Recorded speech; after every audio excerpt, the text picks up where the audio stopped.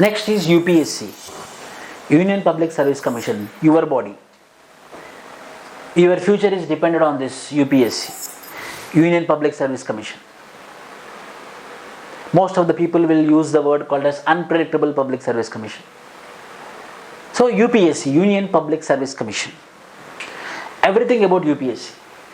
Central Recruiting Agency in India. What is the Central Recruiting Agency in India? Is Union Public Service Commission, constitutional body.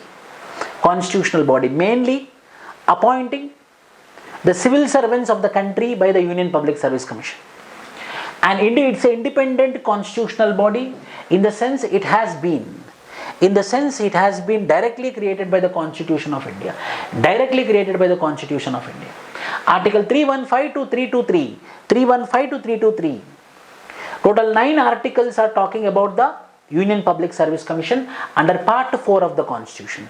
Under Part 4 of the Constitution. Whereas Election Commission is Part 15 of the Constitution. Election Commission is Part 15 of the Constitution. Union Public Service Commission is Part 4 of the 14 of the Constitution. Elaborate provisions. Everything about the Union Public Service Commission is mentioned from Article 315 to 323. UPSC consists of a chairman and other members appointed by the President. Other members appointed by the President. Constitution left specifying the strength of commission to the discretion of the President. Yes. Constitution left specifying the strength of the commission. That means the Constitution had told that how many members can be the commission, the President can fix. So the number of commission members in the Union Public Service Commission will be fixed by the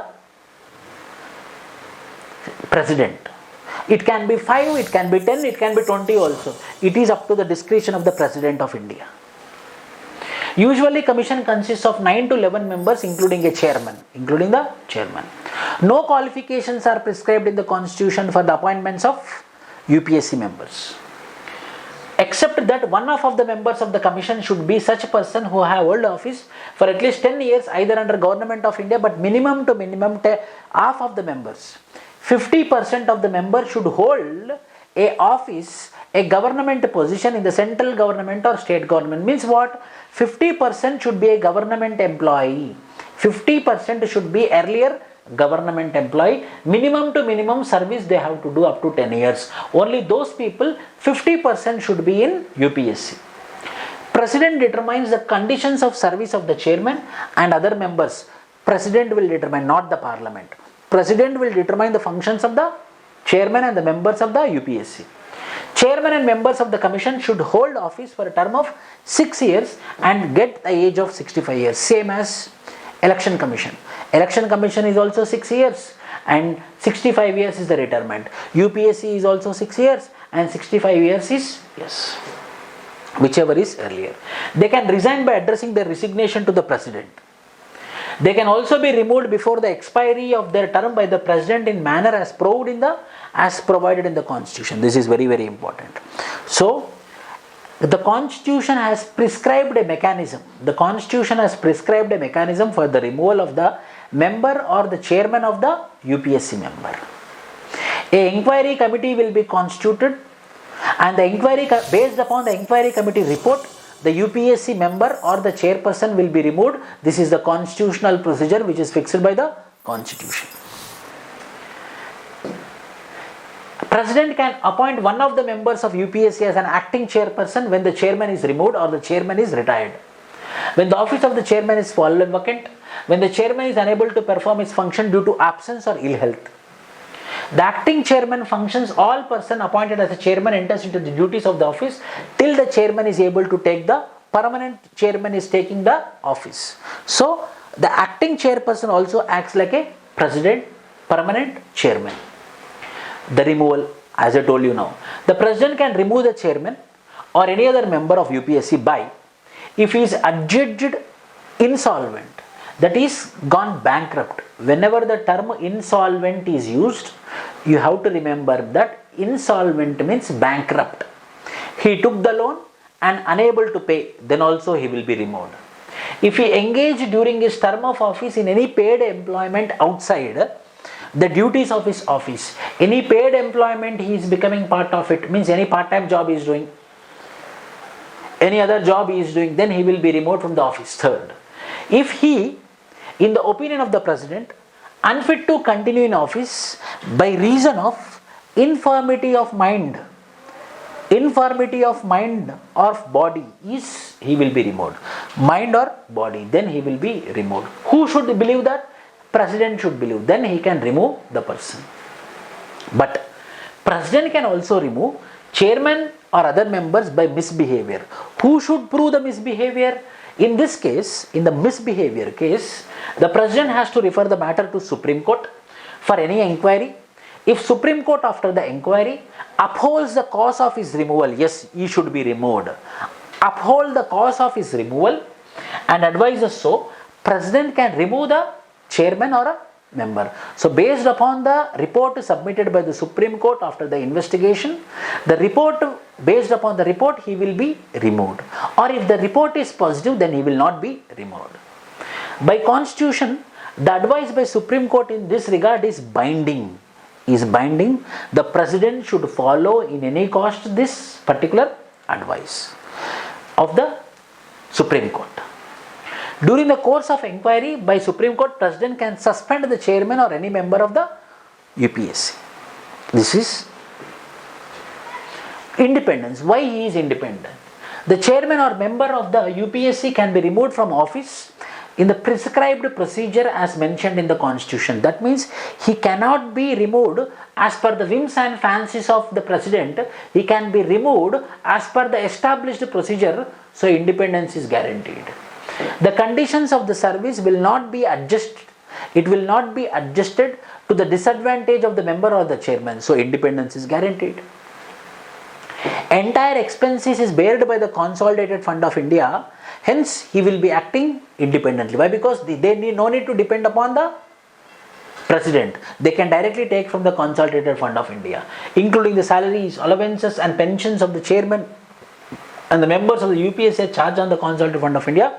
Thus, they are not subject to vote of parliament. So that means their expenses are not dependent upon the president. Their expenses are not dependent upon the parliament. So they can act independently. They can spend the money according to their wish, means for the betterment of the society. The chairman of UPSC is not eligible for further employment in government of India or a state after his removal. After his retirement, the chairman of UPSC is not allowed for any appointment, but election commissioner is appointed. Election commissioner can join in any other employment, but not the UPSC. So UPSC is more independent when compared to election commission in this particular point.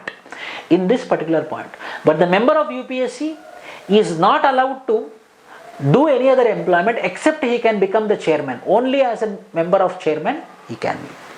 So, a member of UPSC on ceasing to hold office is eligible for appointment as the chairman of UPSC or State Public Service Commission, but not for any other employment in Government of India or a service. The chairman or member of UPSC is, after having completing his first, not eligible for reappointment. There is no question of reappointment. There is no question of other than UPSC chairman. They cannot appoint into any other body which belongs to government. Functions. Your exam will be conducted by these people. It conducts examination. For all India services, for central services. If any state government requests, then also UPSC will conduct the examination. It assists the states how to do the recruitment. It serves any of the needs of the state. It is consulted on the following matters related to personnel management. Personnel management also the UPSC will be consulted. All matters related to methods of recruitment to civil services. The principles to be followed in making appointments and posts. The suitability of the candidate for appointments to civil service and promotions will be decided by the all disciplinary matters. Earlier, all the disciplinary matters concerning the central government will be given to the UPSC, but now what happened? Central Vigilance Commission is also consulted in the points of disciplinary matters. All disciplinary matters affecting a person serving under Government of India in a civil capacity, including memorials, petitions relating to such matters. It includes censure, withholding increments and promotion, recovery of pecuniary loss, demotion, compulsory retirement, removal and dismissal from service. This was the earlier position, where the UPSC was being consulted in disciplinary matters. But now CVSE is also consulted, because of which there is a conflict. If UPSC is giving one judgment, advising one thing, and CVC is giving one opinion. So there is a contrary between both of them. Any claim for reimbursement of legal expenses incurred by civil servant in defending legal proceedings instituted against him in respect of acts done in the execution of his office duties. Any claim for the award of a pension in respect of injury sustained by a person while serving under the Government of India. Matters of temporary appointment, matters related to grant of expenses will be done by the Union Public Service Commission. Supreme Court has held that the government fails to consult UPSC in the matter, the aggrieved public servant has no remedy in a court. So mainly for the disciplinary matters,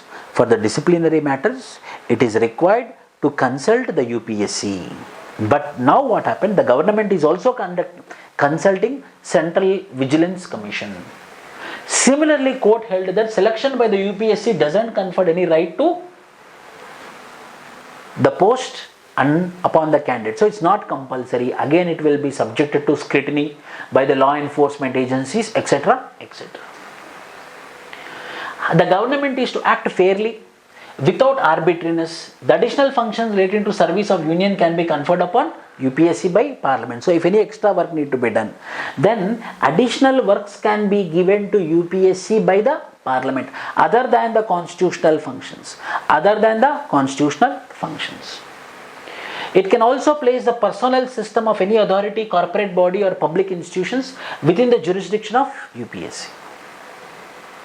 UPSC presents annual report to the President of India, and the President of India will put it into the Parliament. The advice which is given by the Commission need to be followed by the President. If President is not following the advice given by the UPSC in the report, they have to mention what are the reasons behind non-acceptance of the recommendations given by the UPSC. Non-acceptance report also should be given by the President on the report submitted by the UPSC. Limitations. UPSC is not consulted on the following matters while making reservations of appointments or posts in favor of any backward class of citizens. Means backlog posts, backward classes posts. Claims of SCs and STs. Chairmanship and membership of commissioners' tribunals. Selection for temporary officers. President can exclude post services and matters from the purview of the UPSC. President can stop something. So these are some of the limitations which are imposed on the UPSC. Role.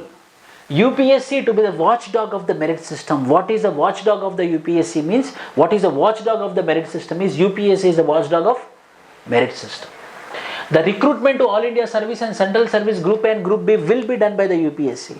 Other than Group B, it will go to Staff Selection Commission.